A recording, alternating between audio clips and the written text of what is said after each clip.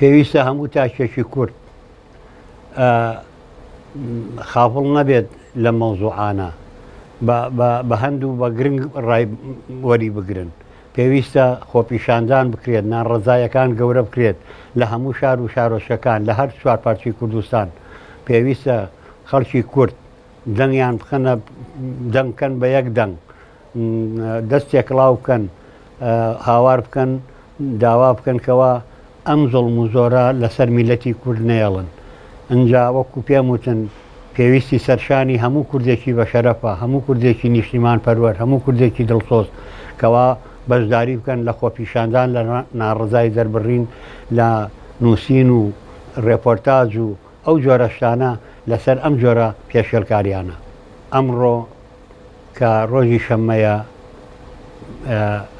خۆپیشاندان ئەکرێت لە جادەی سالم یا بڵێن لە سەهۆڵەکە. پێویستە هەموو کەس بە گوێرەی توانە بەشدار بن و ئامادەی ئەو خۆپیشاندانە بن بۆ ئەوەی پیشانی دنیا بدرێکەوە ئەم پێشێلکاریانی دەوڵەتی تورکە ئیکا بەرامبەر بە کوردستانی باکوور و باشوور و خۆراوەش بۆ ئەوەی دەنگی دنیا وڵاتانی دنیا بێنە دەنگ و پێیان بڵێن ئیتر بوەستن و وەتان نییە بەم شێوەیە تەسەڕوف بکەن.